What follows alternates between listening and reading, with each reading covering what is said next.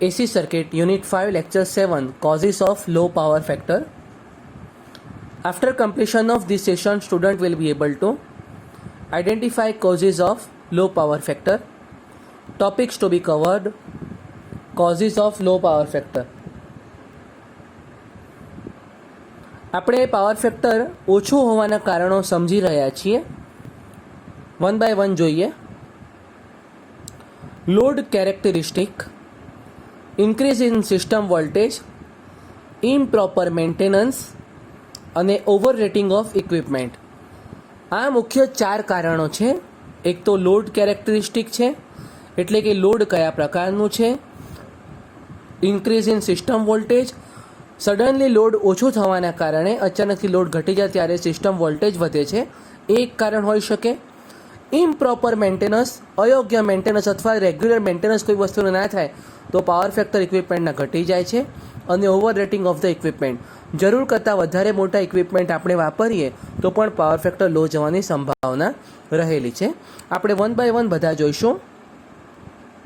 Load characteristic, law power factor of the motor accept synchronous motor and commutator motor. DC મોટરમાં power factor ના હોય અને synchronous motor unity પર કામ કરે આપણે, એટલે કે પાવર ફેક્ટર ઓછું હોય એ બધી મોટર્સ. ઇન્ડક્શન મોટર, બેઝિકલી વાત છે ઇન્ડક્શન મોટરની, તો કે ઇન્ડક્શન મોટર છે. ઇન્ડક્શન મોટર એ basically low power factor motor કહેવાય છે. એ લોડ છે એક પ્રકારનો, એ પ્રકારનો લોડ કે જેમાં ઇન્ડક્શન મોટર આવતી હોય. Power factor of three phase induction motor varies with the load. હવે તમે સમજો કે મોટર છે ઇન્ડક્શન મોટર થ્રી ફેઝ, એ આપણે ઓછા પાવર ફેક્ટર પર ચલાવીએ, પરંતુ એ ડિઝાઇન ફૂલ લોડ અને ફૂલ પર ડિઝાઇન થયેલી હોય છે. એનો મતલબ કે 100% લોડ પર ડિઝાઇન થાય. તો જેમ જેમ લોડ બદલાય તેમ તેમ તેનું પાવર ફેક્ટર બદલાય છે. જેમ કે એને આપણે ફૂલ લોડ કહીએ, હાફ લોડ કહીએ, ક્વાર્ટર લોડ કહીએ. તો ધારો કે ફૂલ લોડ પર 0.85 પાવર ફેક્ટર હોય, 0.85, તો ક્વાર્ટર લોડ પર 0.5 એટલે કે અડધું 50% પાવર ફેક્ટર થઈ શકે છે. તો આ તમે જુઓ કે ડ્રોપ આવે છે power ફેક્ટરમાં.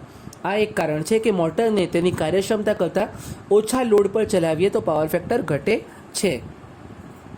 In case of low load, power factor for transformer is low. એટલે કે ઇન્ડક્શન મોટરની જેમ ટ્રાન્સફોર્મરને પણ આપણે એની કેપેસિટી કરતાં ઓછા લોડ પર રન કરીએ તો પાવર ફેક્ટર ઘટે છે.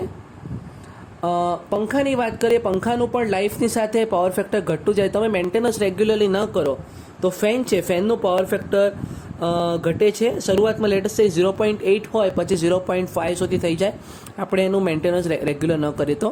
ફ્લોરસેન્ટ ટ્યુબલાઇટ છે, આર્ક ક્લેમ્પ છે, આનું પાવર ફેક્ટર વેરી થાય છે. 0.06 થી 8 હોય છે, એ ફ્લોરસેન્ટનું હોય છે. આર્ક ક્લેમ્પ છે એ હાઈલી ઇન્ડક્ટિવ લોડ કહેવાય, એટલે 0.3 થી 0.7 સુધી પાવર ફેક્ટર હોઈ શકે છે. તો આ બધા લોડ છે એનો પાવર ફેક્ટર ઘણા ઓછા હોય છે. અને ઇન્ડક્શન ફર્નેસ જેમાં પાવર ફેક્ટર 0.3 થી 0.7, આર્ક વેલ્ડિંગ કરીએ 0.5 થી 0.8 અને રેઝિસ્ટન્સ વેલ્ડિંગ 0.4 થી 0.75. તમે જોઈ શકો છો કે જુદા જુદા લોડ પર પાવર ફેક્ટરની લાર્જ વેરિએશન મળે છે. તો લાર્જ વેરિએશન આપણને પાવર ફેક્ટર રિડ્યુસ કરી દે છે. આ એક કારણ થયું. આગળ વધીએ. Increase in system voltage. આપણને ખબર છે કે સડનલી જો લોડ ઓછું થઈ જાય તો વોલ્ટેજ વધી જાય છે. તો ઓફ પીક પીરિયડ એટલે કે પાવર સિસ્ટમમાં લેટેસ્ટ છે કે રેગ્યુલર લોડ સપોઝ કે 12 મેગાવોટ રહેતું હોય અને સડનલી તમે એવું માનો કે ઓફ પીક પીરિયડ છે, એવો સમય છે જ્યારે ઓછો લોડ વપરાય છે. લેટેસ્ટ છે કે રાતનો સમય છે, ઉનાળો છે, એસી બંધ છે, ઇન્ડસ્ટ્રી રાતે બંધ છે, તો 6 મેગાવોટ થઈ ગયું, તો ઓફ પીક પીરિયડ કહેવાય. તો આ ઓફ પીક પીરિયડમાં લોડ ઘટે તો એ સમય સિસ્ટમનો વોલ્ટેજ વધી જાય છે. Magnetising current of inductive component is increase. હવે તમે સમજો કે ઓફ પીક પીરિયડ છે, પરંતુ જ્યારે સિસ્ટમ વોલ્ટેજ વધે ત્યારે મેગ્નેટાઇઝિંગ કરંટ કન્ટિન્યુઅસલી વધતું જાય છે. ઇન્ડક્ટિવ કમ્પોનન્ટ છે એમાં કોઈ ફરક પડતો નથી. એક્ટિવ લોડ ઘટ્યું છે, સિસ્ટમને રિએક્ટિવ રિક્વાયરમેન્ટમાં કોઈ ફેરફાર થતો નથી, તેથી પાવર ફેક્ટર રિડ્યુસ થાય છે. એટલે તમે સમજી શકો કે સિસ્ટમનું વોલ્ટેજ વધે તો એ ક્યારે વધે છે, જ્યારે લોડ ઘટે ત્યારે, અને લોડ ઘટે તો એક્ટિવ ડિમાન્ડ વધે છે, રિએક્ટિવ ડિમાન્ડમાં કોઈ ફરક પડતું નથી અને મેગ્નેટાઇઝિંગ કરંટ વધી જાય છે. તો એ સમયે તમારું પાવર ફેક્ટર રિડ્યુસ થાય છે. ઇમ્પ્રોપર મેન્ટેનન્સ મહત્વનું કારણ છે કે જ્યારે તમારા ઇક્વિપમેન્ટ પ્રોપરલી મેન્ટેનન્સ ન કરવામાં આવે ત્યારે પાવર ફેક્ટર ઘટી જાય છે. Improper maintenance of inductive load reduces power factor. For induction motor result થઈ શકે ઇમ્પ્રોપર મેન્ટેનન્સના જે અસર થઈ શકે એ જોઈએ કે એક તો ઇન્ક્રીઝ ઇન એરગેપ. જે મોટર હોય મોટરની એરગેપ વધી જાય, એરગેપ વધે તો તમારે ફ્લક્સ વધારે યુઝ થાય, તો બેઝિકલી તમારી એનર્જી વધારે યુઝ થાય છે.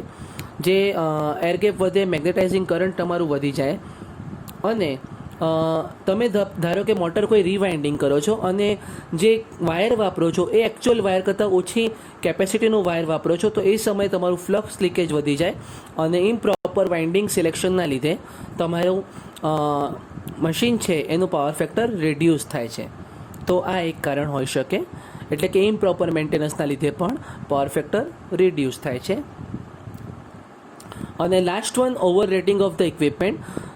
તમારું રિક્વાયરમેન્ટ છે એ રિક્વાયરમેન્ટ કરતાં વધારે કેપેસિટીનું જ્યારે તમે મશીન યુઝ કરો તો ત્યારે પાવર ફેક્ટર ઘટી જાય છે, કારણ કે તમે એને એક્ટિવ લોડ ઓછો આપવાનો છો, રિએક્ટિવ રિક્વાયરમેન્ટ બદલાતી નથી.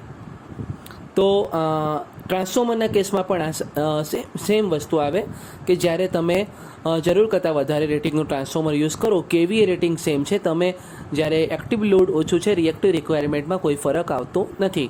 તો આ ઓવર રેટિંગ છે. આપણે શું જોયું આજે? આપણે ઓછા પાવર ફેક્ટરના કારણ જોયા.